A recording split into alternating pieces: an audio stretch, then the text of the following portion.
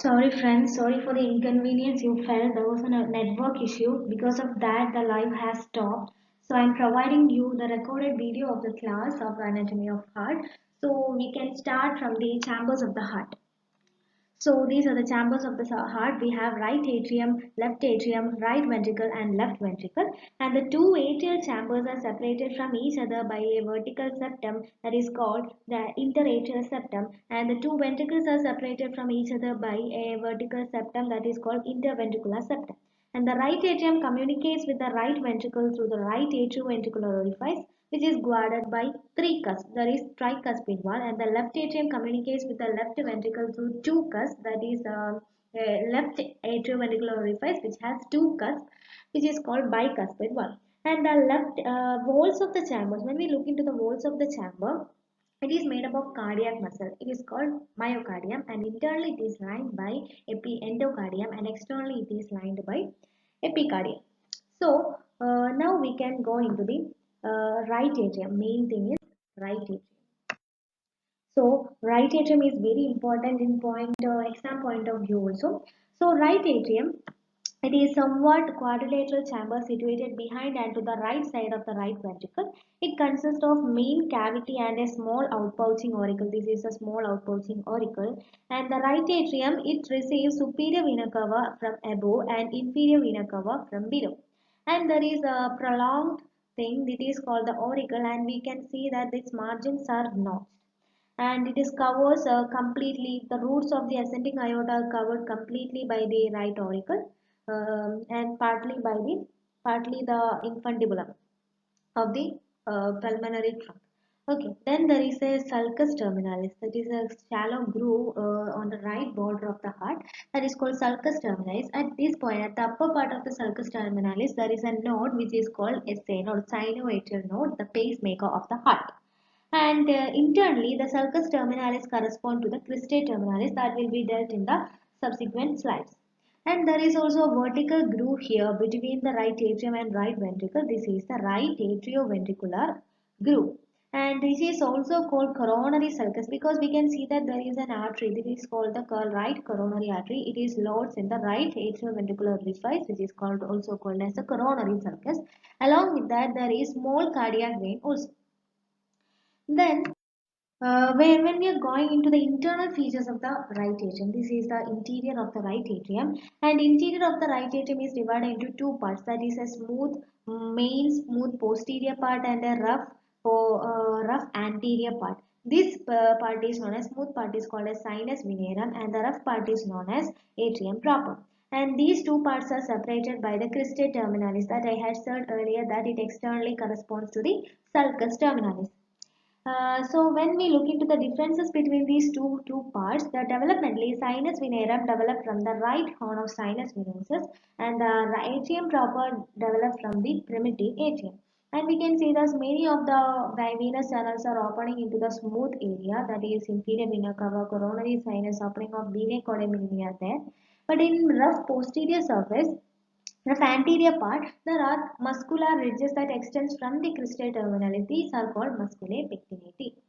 And when we are looking into the chamber wall, that is the right atrial septal wall, it presents many features. This is the interior of the right atrium. First of all, first feature of the right atrial septal wall, it is the fossa ovalis. It is a shallow oval or saucer-shaped depression in the lower part of the right atrium formed by septum primum. It is formed by septum primum. What it is means it represents the site of foramen ovale in the fetus. It is through this foramen ovale that is the blood from the right atrium passes through the left atrium. After birth, due to the increased pressure or pressure in the pulmonary or left atrium, the blood will flow from due to the blood will not flow to these because of the pressure in the left atrium. The foramen ovale will be closed and it represents as the fossa ovalis.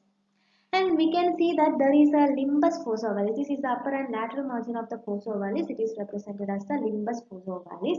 This limbus fossa ovalis represents the free edge of the septum secundum.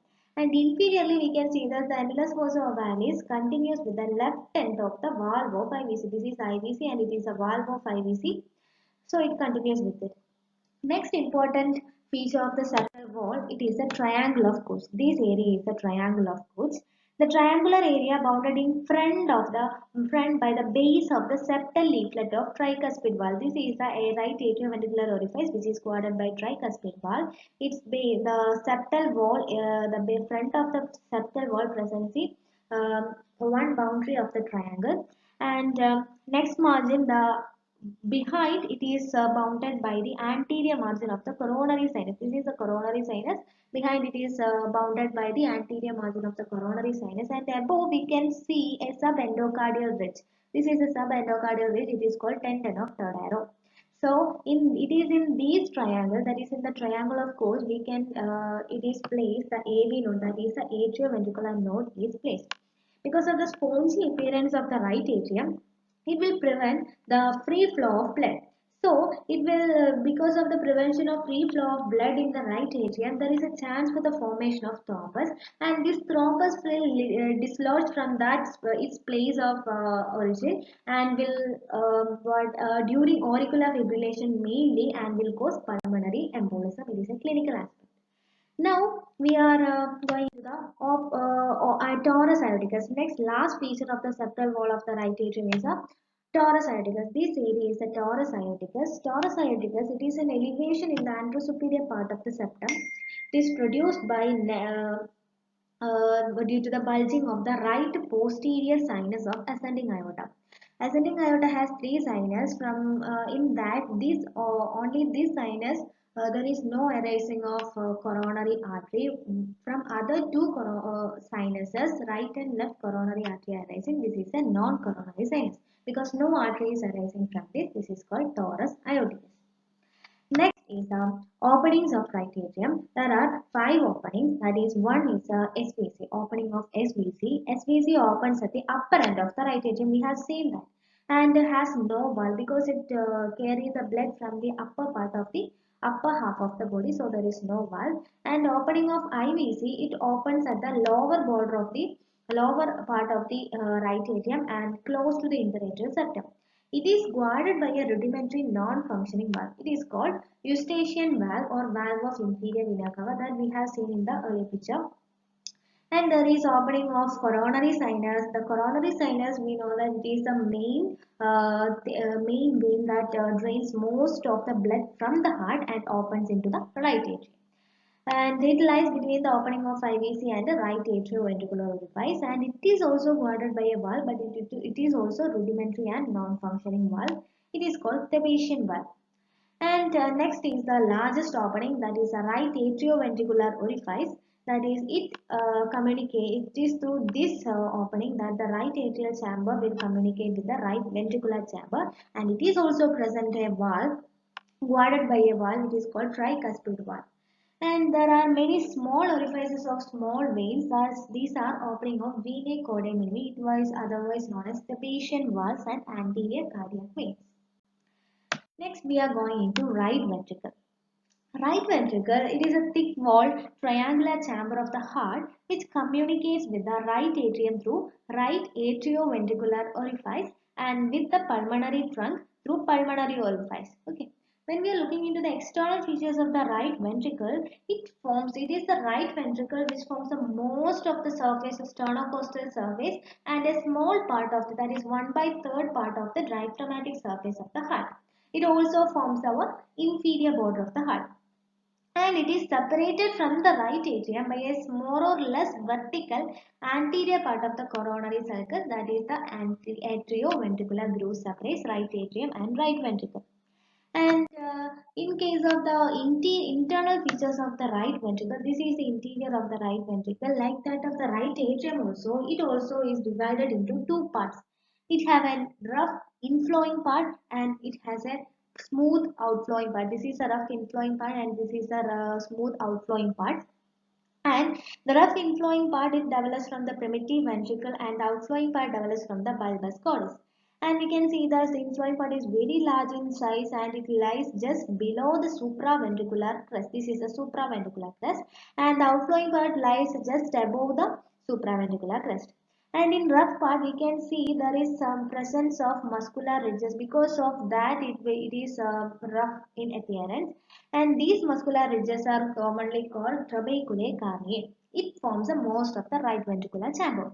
And in case of the outflowing part, it is very smooth. We can see that, and it is only 1 inches conical part of the right ventricular chamber. And the infundibulum, this is also called infundibulum. It is from this infundibulum that the our pulmonary trunk will arise from this infundibulum, this upper outflowing part. Okay, and the cavity of the ventricle is flattened by forward bulge of the interventricular septum. Okay, then in case of when we are discussing about the trabeculae carneae in the right ventricle, it is present. This is the trabeculae carneae of the right ventricle, and these are muscular projections which give the ventricular chamber a sponge-like appearance. The trabeculae carneae are of three types, that is ridges, bridges, and pillars. We can see that these are the pillars, the papillary muscle. These are the papillary muscle. These presents the pillars of the trabeculae carneae. The papillary muscles projects inwards. It is projected inwards. Their bases are attached to the ventricular wall and their apices are connected by a thread-like fibrous cord. This is a thread-like fibrous cord and that is called the caudate tendon. These attaches the apex of the papillary muscle to the cusp of the tricuspid wall. Okay, and there are three papillary muscle in the right one. We can see that there are three papillary muscle in the right ventricle: an anterior papillary muscle, posterior papillary muscle, and a septal papillary muscle. In septal papillary muscle, we can see that there are two or three nipples. In here, there are the present two nipples, and the papillary muscles of the right ventricle are attached to the cusp of the tricuspid valve, but through what caudate tendon. And we can see that there is another thing. This is called as moderator band. It is a thick muscular ridge extending from the ventricular septum. This is a ventricular septum to the base of the anterior papillary muscle across the ventricular cavity. And it conveys the right branch of the atrioventricular bundle, that is the conductive system of the heart. It will have a bundle of hairs.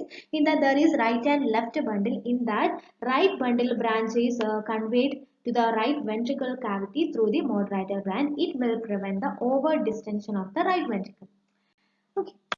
Next, we are going to discuss about the left atrium. Left atrium is not much important in exam point of view, and its external features include this is a thin walled quadrangular chamber situated posteriorly behind and to the left of the right atrium. Forms a great part of the left two-third of the base of the heart we had seen earlier. And in case of internal features, it is very smooth. But the left auricle possesses muscular ridges in the form of reticulum.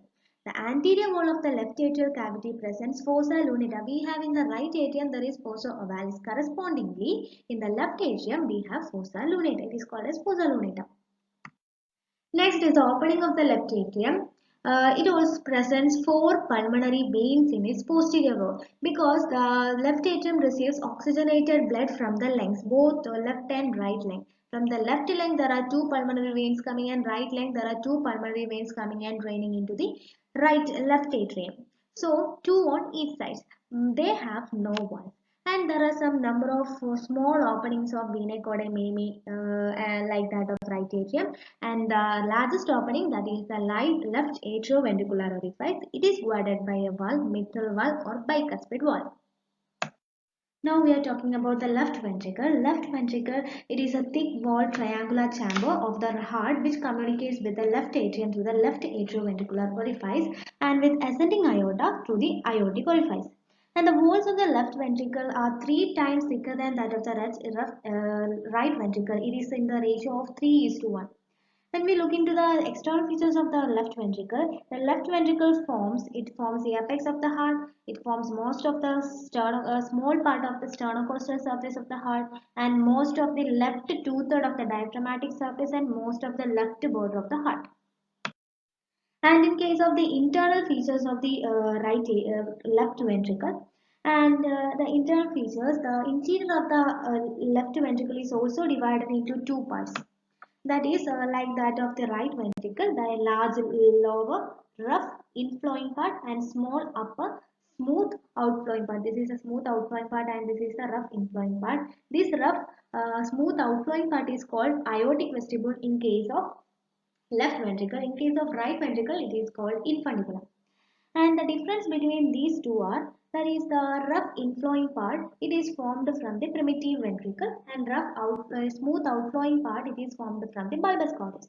And the rough inflowing part, it lies just below the aortic vestibule, and the aortic vestibule lies in between the membranous part of the interventricular septum and the anterior cusp of the mitral valve. And rough, it is rough because due to the presence of the trabeculae carneae as in case of the right ventricle also, and it is smooth and forms a small upper part of the upper part, and the aortic vestibule is the thing which gives rise to the ascending aorta. Our infundibulum gives rise to pulmonary trunk. This is the difference between the inflowing part and outflowing part. And we are going to the walls of the heart. Okay. The walls of the heart, we have totally two pairs of valves are there. These are the two pairs of, this is one pair which is called the atrioventricular valves, and the other pair, that is the pair of semilunar valves. So first one, we have the atrioventricular valves. This is the right, I have shown the right atrioventricular valve. So we have two atrioventricular valves, that is the right and left atria communicate with the right and left ventricle through the right and left atrioventricular orifices respectively. These right and left atrioventricular orifices are guarded by right and left atrioventricular valves respectively. So first of all, when we are looking into the right atrioventricular valve, it is also called tricuspid valve. As the name indicates that it has three cusps. We have shown the right atrioventricle, it has three cusps, anterior, posterior and septum, which lies against the three walls of the ventricle. The tricuspid valve, we can admit our three fingers in the tricuspid valve.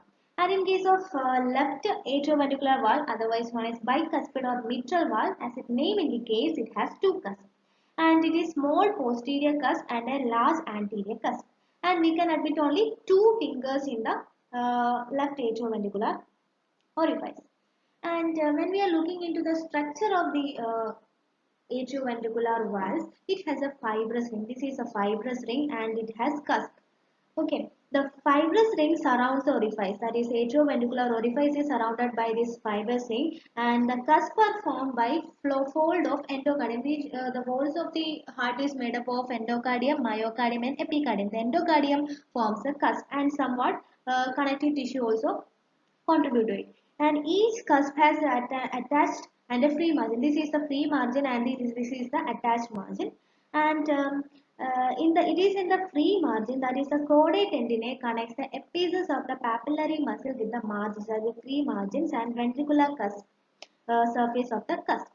And the caudate tendon of each papillary muscle, there is three papillary muscles in the right ventricle, and the caudate tendon of each papillary muscles are attached to contiguous halves of the two cusps. We can see that each half is connected. And the valves are closed during ventricular systole, and the papillary muscles shorten and caudate tendon are pulled upward to prevent the eversion of the cusp of the tricuspid valve due to increased intraventricular pressure. And then we are going into the, this is the right atrioventricular valve, three papillary muscles. Next we are going to semilunar valves. These are the semilunar valves. We have right and left ventricles pump out blood through pulmonary and aortic orifices respectively. Each of these orifices is guarded by three semilunar cusps, and they are called semilunar valves. Both aortic and pulmonary valves are similar to each other. Okay, and each valve has three cusps which are attached directly to the wall of aorta or otherwise pulmonary trunk.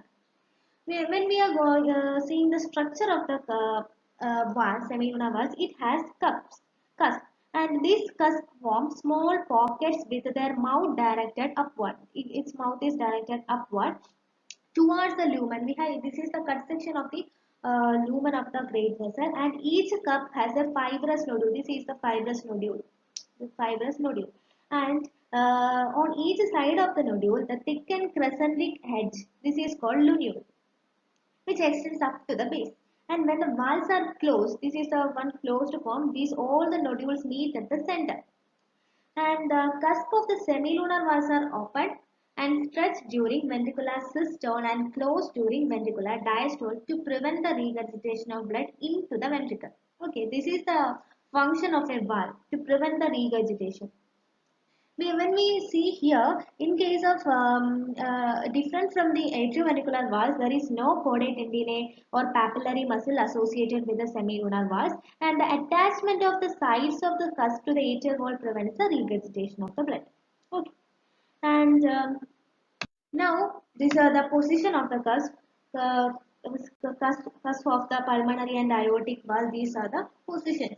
The position of cusp of pulmonary valves are right anterior, left anterior, and posterior. Position of the cusp of the right aortic valve are just opposite to the pulmonary. That is right posterior, left posterior, and anterior valves are there. Cusp are there. And right coronary artery arises from the anterior aortic sinus and the left coronary artery from left posterior aortic sinus. Since no coronary artery arises from the right posterior aortic sinus, it is referred to by some anatomists as non-coronary sinus. In the septal wall features, we had said about the torus aorticus, which is also called as non-coronary sinus. Okay. Next, we are going into the important segment of the heart, part of the heart, that is the blood supply of the heart. It is very, very important.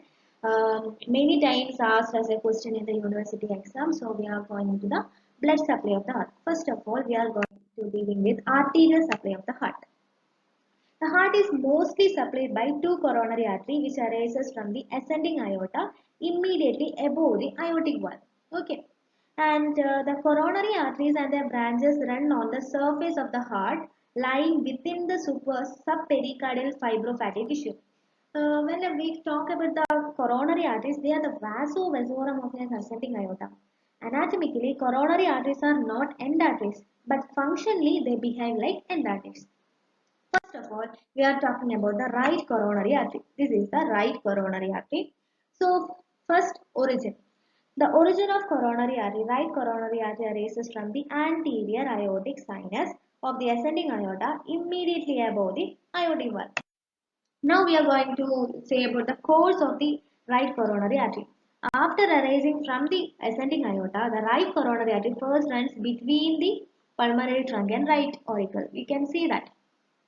Okay, and it is going to the back and distributing.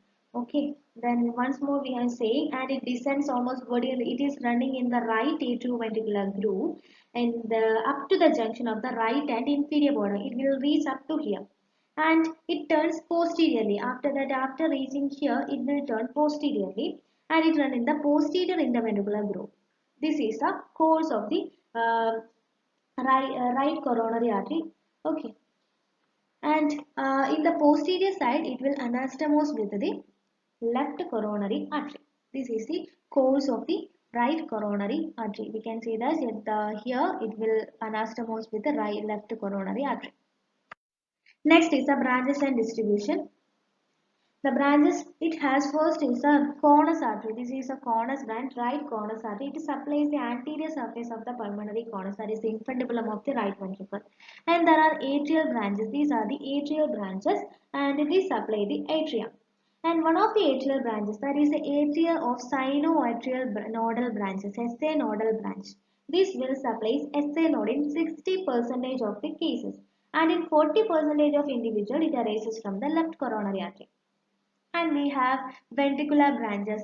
These may be called anterior ventricular branches. They are two or three and supply the anterior surface of the right ventricle. And there is a marginal branch, right marginal branch. It is the largest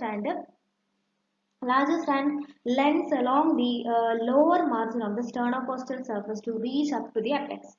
And there are posterior ventricular branches are also there, and they usually two and supply the diaphragmatic surface of the right ventricle. And there is posterior interventricular artery. Posterior interventricular artery that runs in the posterior interventricular groove and it reaches the posterior side, and it supplies the posterior part of the interventricular septum, AV node, and right and left ventricles. In 10% individuals, the posterior interventricular artery arises from the left coronary artery. So, in next we are going to the this is the full course of the right coronary artery arises in the right atrioventricular groove, going back it will posterior right atrioventricular groove, and from there it gives a posterior interventricular artery up to the apex. Okay. Next we are going to tell about the left coronary artery. Left coronary artery. This is the left coronary artery. It arises from the left posterior aortic sinus of the aorta, immediately above the aortic valve. Now we are going to discuss about the course of the right coronary artery. Arising from the ascending aorta, the left coronary artery runs forwards and to the left between the pulmonary trunk and the left auricle. It then divides into anterior interventricular and circumflex artery. The anterior interventricular artery is otherwise called left anterior descending artery, runs downwards in the anterior interventricular groove to terminate by anastomosing with the posterior interventricular artery, a branch of right coronary artery.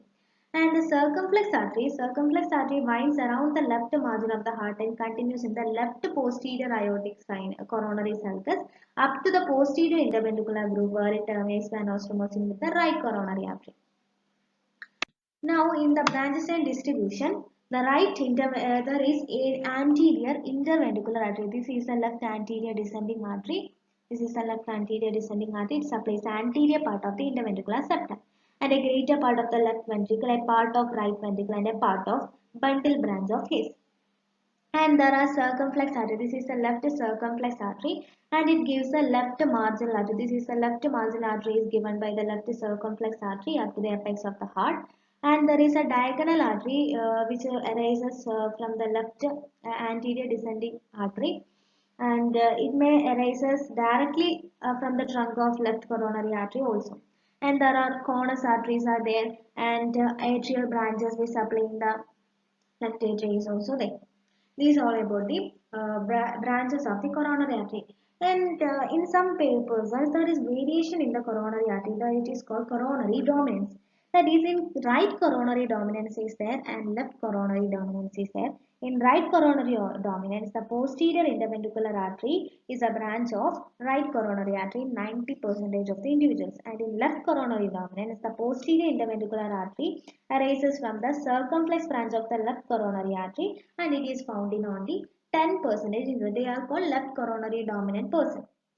And also in young adults there is no anastomosis between the coronary arteries, so they are more susceptible to heart attack when there is a block. So there is no time for the anastomosis between the coronary artery. But in case of old age person, there might have happened some anastomosis. So they can recover from that. Next, we are going to the venous drainage of the heart. Venous drainage, the venous blood from the heart is drained into the right atrium by the following coronary sinus, anterior cardiac veins, and vena cavae vein. In that, coronary sinus is very important. First, coronary sinus. The coronary sinus, it is the principal vein of the heart.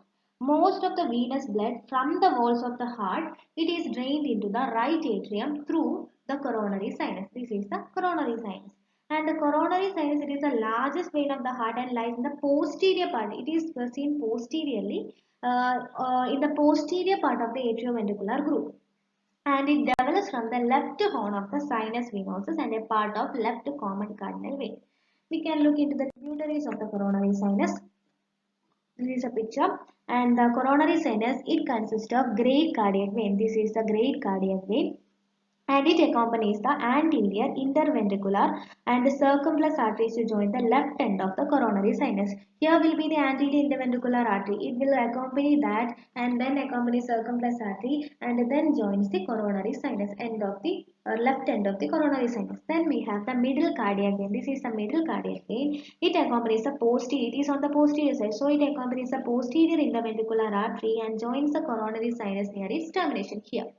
And then we have small cardiac vein. This is a small cardiac vein. It accompanies the right ventricular artery in the right posterior. This is dotted lines are seen posterior and posterior coronary sulcus and the right end of the coronary sulcus sinus it will join. And then there is posterior vein of the left ventricle.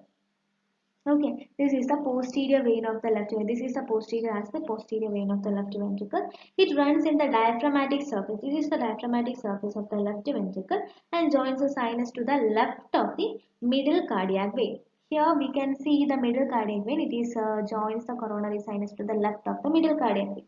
And there is oblique vein of the left atrium. That is, it is also called the vein of Marshall. And it is a small vein. It is a small vein and which runs downwards and posterior to the surface of the left atrium and to enter the left end of the coronary sinus here. It develops from the left common cardinal nave, otherwise known as duct of Giovium. And we have other two veins, that is a right marginal vein. This is the right marginal vein. It accompanies the marginal branch of the right coronary artery. Here will be right coronary artery marginal branch and it joins the small, then it joins a small cardiac vein and then it drains into the coronary sinus. And in case of left marginal vein, this is the left marginal vein. Okay, this left marginal vein will accompanies the marginal branch of the left coronary artery and drains into the coronary sinus. Then there are two other things, that is the anterior cardiac vein. These are a series of small veins, that is three or four, which run parallel to each. That is, these are the anterior cardiac veins across the surface of the right ventricle to open into the right atrium. And there are venae caudacinae, that is the Thebetian. They are extremely small veins in the walls of the all the chambers of the four chambers of the heart. They open directly into respective chambers. They are most numerous in the right atrium. This is the another picture showing tributaries. Now we are going into the nerve supply of the heart. So the heart is supplied by sympathetic and parasympathetic fibers via superficial and deep cardiac plexus formed by parasympathetic and sympathetic fibers. We know that the parasympathetic fibers are derived from the vagus nerves. They are cardio-inhibitory. They will decrease the cardiac function. Hence, their stimulation causes slowing of the heart rate and constriction of the coronary artery. And the sympathetic fibers are derived from thoracic, upper 3 to 5 thoracic spinal segment. They are cardio-acceleratory. Hence, their stimulation increases the heart rate and causes the dilation of the coronary artery. The sympathetic fibers can also cause dilatation of the coronary arteries. So first we are going into cardiac plexus. First one is the superficial cardiac plexus. Superficial cardiac plexus, it lies just below the arc. This is arc of aorta. It lies just below the arc of aorta and in front of the bifurcation of the pulmonary trend, just to the right of ligamentum arteriosus. This is the ligamentum arteriosus. Just to the right of the ligamentum arteriosus presents the superficial cardiac plexus. And the cardiac ganglion, that is the cardiac ganglion of Risberg. This is the cardiac ganglion of Risberg, lies to the ligamentum arteriosus. And this plexus, it is formed by superficial cervical cardiac branch of left cervical sympathetic chain. This is the superior cervical cardiac branch of the left cervical sympathetic chain, and inferior cervical cardiac branch of left vagus nerve forms the superficial cardiac plexus. And this superficial cardiac plexus gives branches to our deep cardiac plexus and right coronary artery and left anterior pulmonary artery. And next is the deep cardiac plexus. This to see the deep cardiac plexus. It lies in front of the bifurcation of trachea. This is the bifurcation of trachea, and just in front of the bifurcation of trachea, the deep cardiac plexus are present, and behind the arc of aorta. And it is formed by all the cardiac branches derived from three cervical and upper four or five thoracic ganglia of the sympathetic chain. This is the sympathetic chain. And the superior cervical cardiac branch of the left cervical sympathetic chain is excluded from that because it forms a superficial cardiac plexus. It's not involved in the formation of deep cardiac plexus. And all the cardiac branches of vagus, this is the vagus nerve and recurrent laryngeal nerve, except the inferior cervical cardiac branch of left vagus nerve because it is involved in the formation of superficial cardiac plexus. And the deep cardiac vessels distribute branches to the coronary arteries and pulmonary plexus and separate branches to gives to atria. So these are all about the features of the heart. Now we are going to tell about the applied aspects of the heart. First of all, I am telling about the cardiac shadow in the chest radiograph. This is a cardiac shadow in the chest radiograph. It is a X-ray of the chest, that is a PA view. The term cardiac shadow is used for mediastinal shadow. So we can see the left border of the cardiac shadow from above downwards. It is formed by aortic arc, pulmonary trunk, and the left auricle and the left ventricle. And the right border from above downwards forms SVC, right atrium, etc. This is the cardiac shadow. Now, next is the role of papillary muscle in the acute cardiac failure. The papillary muscle prevents the prolapse of the atrioventricular valves into the atria during ventricular systole. And the rupture of the papillary muscle following an adjacent myocardial infarction will allow the prolapse of affected cusp to occur into the atrium at each systole.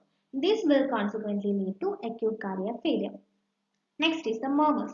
Murmurs, these are the abnormal heart sounds are called murmurs.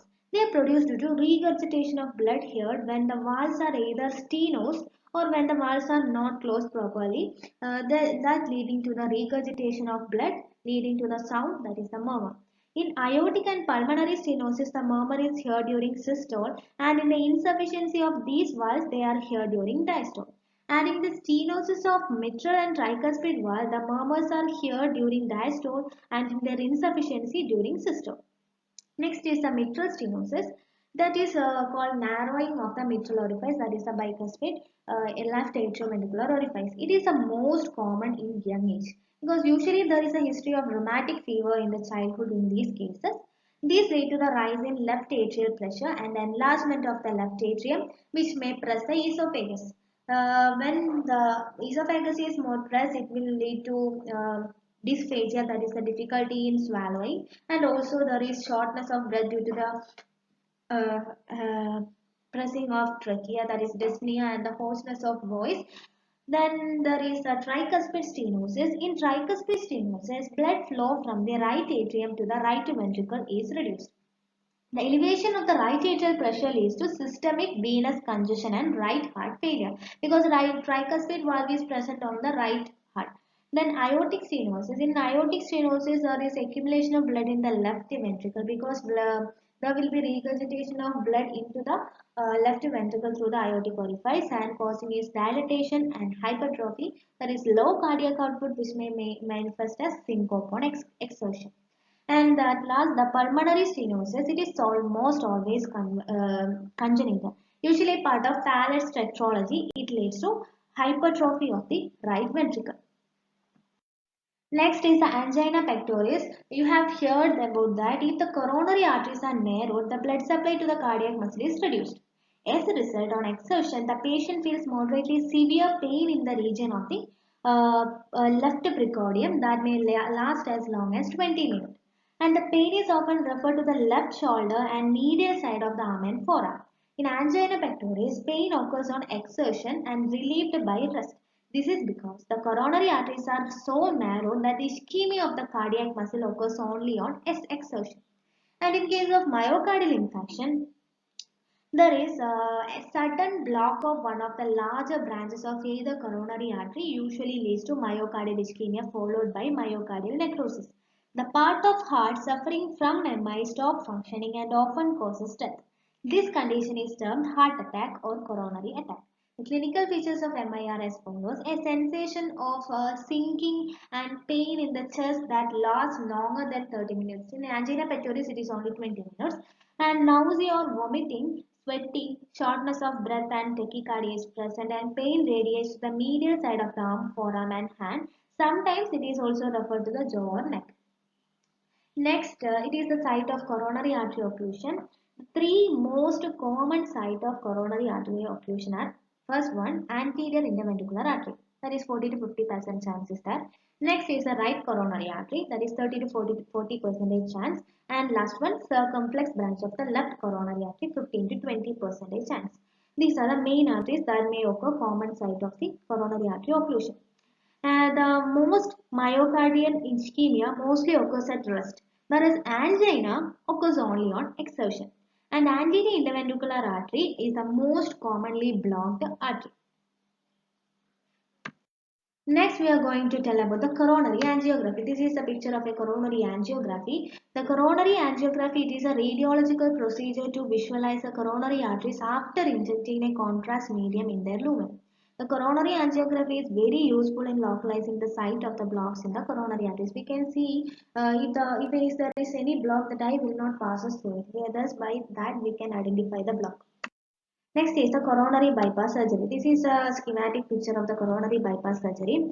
The coronary bypass surgery has become commonest in recent times in the patients with unstable angina due to obstruction of the coronary artery. This shows that two obstruction is there and a segment of vein or an artery is connected to the ascending aorta and then to the coronary artery distal to the obstruction. This is obstruction, distal to the obstruction it is connected. Thus, a coronary bypass graft shunt the blood from the aorta to the coronary artery distal to the blockage.